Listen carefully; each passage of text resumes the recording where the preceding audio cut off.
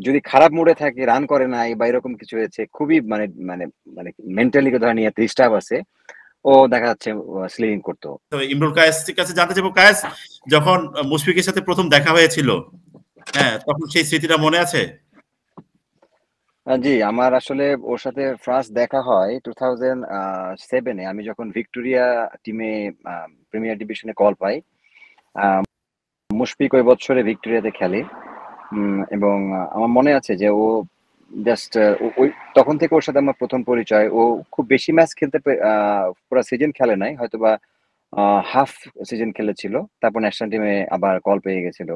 তো ওই সময় মুশফিক রানের জন্য স্ট্রাগল করতেছিল, আমি দেখেছিলাম। তো তখন থেকে মুশফিকের ভিতরে যে চেষ্টা, মুশফিকের ভিতরে যে ক্রিকেটের প্রতি ভালোবাসা, আমি দেখেছি যে মুশফিক কতটা ডিটারমাইন্ড ক্রিকেটের জন্য।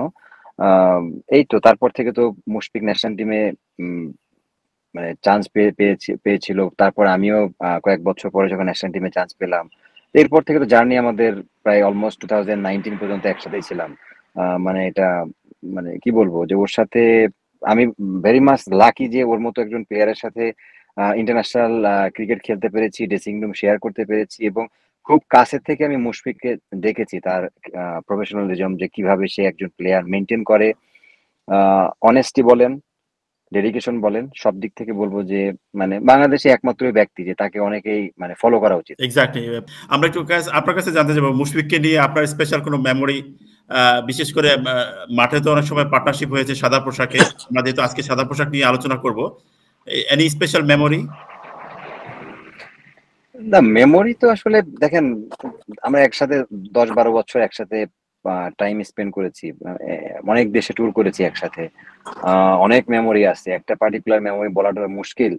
বাট আমার একটা জিনিস খুব ভালো লেগেছিল যে আমি মনে হয় যখন 2018-এ মনে হয় দুবাইয়ে যখন খেলতে গেছিলাম, আম, আপনার আমাকে সাডেনলি কল করেছিল দুবাইয়ে। আপনারা জানেন যে এশিয়া কাপের একটা ম্যাচে তামিম ইকবাল ইনজুর্ড হওয়ার পরে, তা আমি আফগানিস্তানের সাথে যেয়ে যখন ভালো খেলি, আহ, ভালো খেলার পর আমরা ম্যাচটা যখন জিতে যাই, তখন মুশফিক আমাকে জড়ায় ধরে ও আমারে বলছিল যে দোস্ত, আমি সত্যি খুব খুশি হয়েছি যে তুই মানে আবার টিমে ব্যাক করেছিস, এবং তোর মতো প্লেয়ার আসলে বাইরে থাকাটা আমি মনে করি মানায় না। তুই ভালো খেয়াল, এই দোয়া করি আমি সবসময়। হুম। তো তুই তুই ভালো টিমে থাকলে আমারও ভালো লাগে। তো এই যে কিছু কথা মুশফিকের, আসলে আমার খুব এতে লাগছিল যে কথাটা যে মানে আসলে দেখেন যে মানে একটা মানুষ যদি একটা মানুষের ভালো চায়, এই ধরনের কথা কিন্তু বলতে পারে, না হলে কিন্তু বলা সম্ভব হয় না। হ্যাঁ। তো ইজ এ মানে গুড ম্যান, গুড পার্সন। আমি সবসময় বলবো যে বিগ হার্টেড ছেলে। কখনো কারো তার দ্বারা ক্ষতি হয়েছে আমার কাছে মনে হয় নাই এখন পর্যন্ত ন্যাশনাল টিমে। এবং হয়তোবা এর জন্যই তার কেরিয়ার এত লম্বা হয়েছে। তার মানে এত সফল হয়েছে, 100 টেস্ট খেলা, এটা নট ইজি। মানে বাংলাদেশের প্রেক্ষাপটে আমি বলবো এটা বিশাল বড় অ্যাচিভমেন্ট। অনেকেই টেস্ট খেলেছে 50-40, আমরা ওরকম কাছাকাছি গিয়ে আমাদের কেরিয়ার শেষ হয়ে গেছে। কিন্তু ওর যে মানে ধৈর্য বলেন, ওর যে মানে খেলার প্রতি ভালোবাসা, আর আমাদের দেশে হয়ে 100টা টেস্ট ম্যাচ খেলা যে আনবিলিভেবল ব্যাপার আমি মনে করি। এবং স্টিল সে পারফর্ম করতেছে। লাস্ট টেস্টের আগের টেস্টে কিন্তু সে 100 করেছে। সো ওর যে মানে ক্ষুধা রানের প্রতি, বা ওর যে পারফর্ম করতে হবে সবসময়, এখন ইয়াং জেনারেশনের সাথে মানে ইয়াং জেনারেশনের সাথে ওর তাল মিলাই যে খেলতে হবে, ওর যে মানে হাঙ্গারনেস, এটা সত্যি খুব মানে অসাধারণ এবং এটা প্রশংসনীয়। আই হোপ যে ওর রেস্ট অফ দ্য ক্যারিয়ারও, আমি আশা করি যে প্রফেশনে যাক না কেন ও অনেক ভালো থাকবে এবং ভালো করবে। তার আমি শিওর ওর যে প্রফেশনে যাবে না কেন সে সেখানে ভালো করবে, কারণ ওর যে ডিসিপ্লিন, ওর যে চিন্তা ভাবনা খুব ক্লিয়ার আর কি। হ্যাঁ, প্যারট ভাই, আরেকটা বিষয় হচ্ছে মুশফিকের কিন্তু মানে ইতিহাসের নাম থাকবে।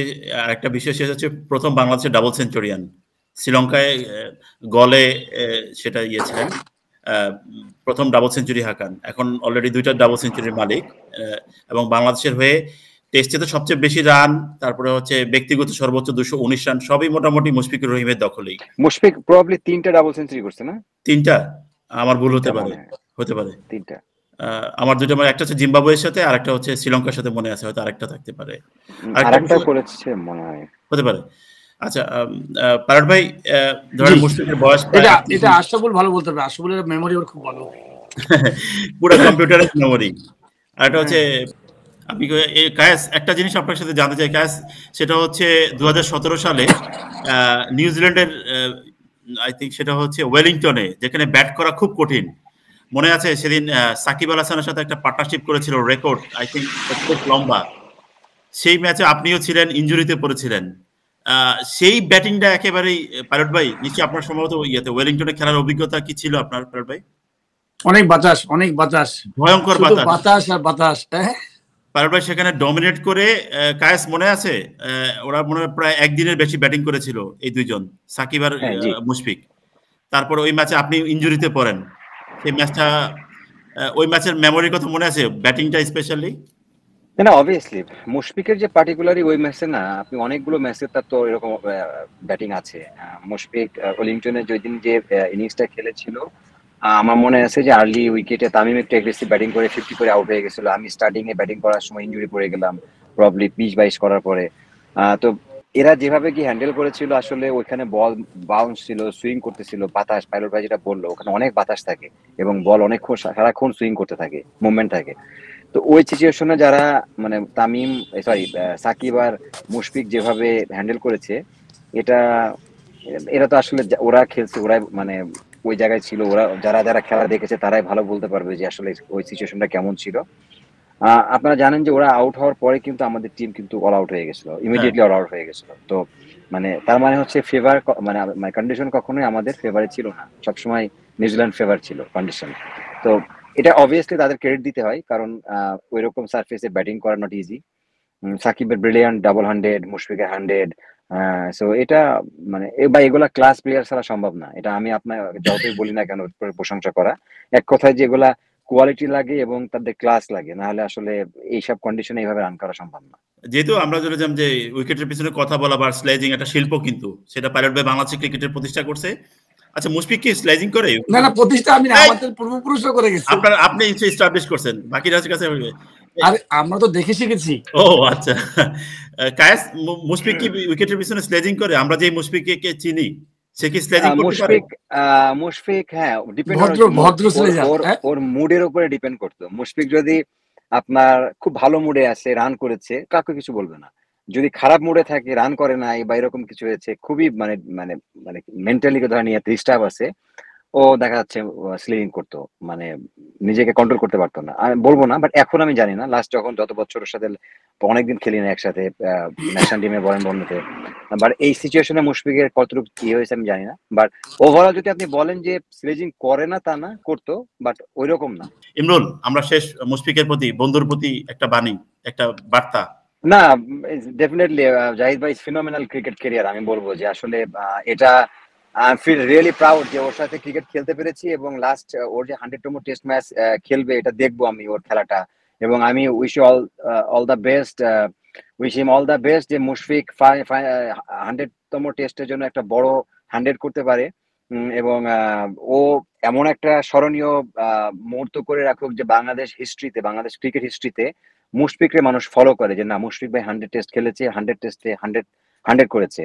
তো এটা একটা, আমার মনে হয় যে পাইলট ভাই শুরুতে যেটা বলছে, যে একটা ট্রেন্ড হওয়া উচিত, যে একটা জেনারেশন শিখবে যে না, মুশফিক ভাইয়ের মতো রিটায়ারমেন্ট নিতে চাই। সো আমি আমি ডেফিনেটলি আমি চাইবো যে মুশফিক খুবই ভালো একটা টেস্ট ম্যাচ পার করুক, ঢাকা টেস্ট। এক্স্যাক্টলি। ধন্যবাদ দুজনকেই।